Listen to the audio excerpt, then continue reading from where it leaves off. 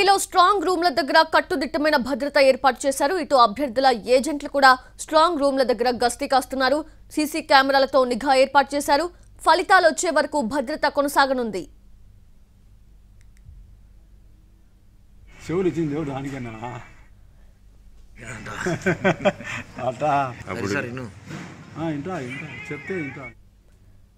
ఏపీలో స్ట్రాంగ్ రూమ్ల దగ్గర కట్టుదిట్టమైన భద్రతను ఏర్పాటు చేశారు. ఇటు అభ్యర్థుల ఏజెంట్లు కూడా స్ట్రాంగ్ రూమ్ల దగ్గర గస్తీ కాస్తున్నారు.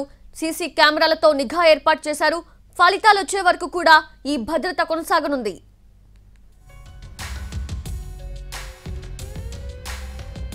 మరోవైపు మంగళగిరిలో ఆచార్య నాగార్జున యూనివర్సిటీలో స్ట్రాంగ్ రూమ్లను పరిశీలించారు గుంటూరు జిల్లా కలెక్టర్ వేణుగోపాల్ రెడ్డి. గుంటూరు లోక్సభ సెగ్మెంట్తో పాటు 7 అసెంబ్లీ నియోజకవర్గాల పరిధిలోని ఈవీఎంలను స్ట్రాంగ్ రూమ్లలో భద్రపరిచారు అధికారులు.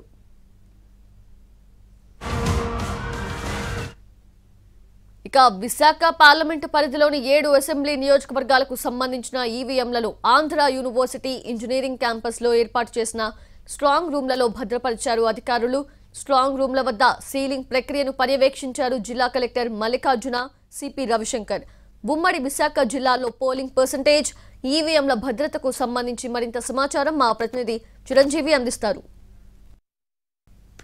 ఉమ్మడి విశాఖ జిల్లాలో 4-5 చోట్ల తప్ప మిగతా అన్ని దగ్గరలో కూడా ప్రశాంతంగా పోలింగ్ ముగిసింది. నిన్న అర్ధరాత్రి వరకు కూడా చాలా చోట్ల పోలింగ్ ప్రక్రియ జరిగింది. తర్వాత పోలింగ్ ప్రక్రియ ముగిసిన తర్వాత ఈవీఎంలను స్ట్రాంగ్ రూమ్లకు తీసుకొచ్చారు. ప్రస్తుతం ఆంధ్ర యూనివర్సిటీ ఇంజనీరింగ్ క్యాంపస్ లో ఏర్పాటు చేసినటువంటి ఏదైతే బిల్డింగ్స్ ఉన్నాయో వాటిలన్నింటిలో కూడా మొత్తం విశాఖ పార్లమెంట్ సంబంధించి మొత్తం 7 నియోజకవర్గాలకు సంబంధించినటువంటి మొత్తం ఈవీఎంలన్నింటినీ కూడా ఇక్కడ 7 బిల్డింగ్స్ లో ఉంచడం జరిగింది.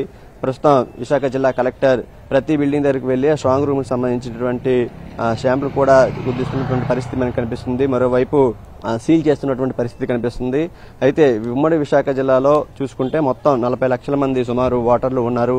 ఇటు విశాఖలో అయితే 1990 పోలింగ్ సెంటర్ల వద్ద కూడా ప్రశాంతంగా ఎటువంటి గొడవలు లేకుండా అవాంఛనీయ సంఘటనలు జరగకుండా ప్రశాంతంగానే పోలింగ్ కొనసాగింది. నిన్న రాత్రి అర్ధరాత్రి వరకు కూడా పోలింగ్ చాలా చోట్ల జరిగినట్లు తెలుస్తుంది. అంతేకాకుండా అనకాపల్లి జిల్లా ఓవరాల్గా చూసుకుంటే మొత్తం అక్కడ కూడా ఒక 4-5 చోట్ల పాయకురావుపేట, అదేవిధంగా చోడవరం ఇటువంటి పరిసర ప్రాంతాల్లో కొన్ని గొడవలు చోటు చేసుకున్నప్పటికీ మిగతా అన్ని దగ్గరలు కూడా చాలా ప్రశాంతంగా కురిసింది. గత ఏడాదితో పోల్చుకుంటే గత ఏడాది కంటే ఈ ఏడాది స్వల్పంగా విశాఖలో పోలింగ్ పర్సెంట్ పెరిగిందని చెప్పుకోవాలి.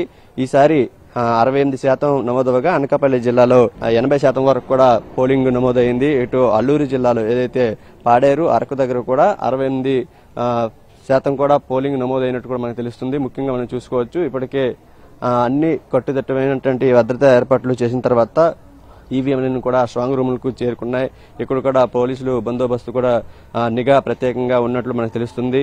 మరోవైపు చూస్తున్నాం ఇప్పటికే ఏవైనా సమస్యాత్మక ప్రాంతాలు ఏవైనా ఉంటే వాటిని కూడా అన్నింటిని గుర్తించి వాటిని కూడా రెక్టిఫై చేసేందుకు కూడా అధికారులు చర్యలు చేస్తున్నారు. మరోవైపు పోలింగ్ దగ్గర కూడా అన్ని భద్రత మొత్తం అంతా కూడా ఏర్పాటు చేసి పటిష్టంగా ఏర్పాటు చేసిన తర్వాత పోలింగ్ మొత్తం కూడా ఎటువంటి లోటుపాట్లు లేకుండా పూర్తి చేసినటువంటి పరిస్థితి మనకు కనిపిస్తుంది. ఏదేమైనప్పటికీ ఉమ్మడి విశాఖ జిల్లాలో అయితే మాత్రం పోలింగ్ ప్రక్రియ ప్రశాంతంగా కొనసాగింది. పోలింగ్ ముగిసిన తర్వాత నిన్న అర్ధరాత్రి ముగిసిన తర్వాత ఈవీఎంలను స్ట్రాంగ్ రూమ్ కి తీసుకొచ్చినటువంటి పరిస్థితి ఇక్కడ ఉంది.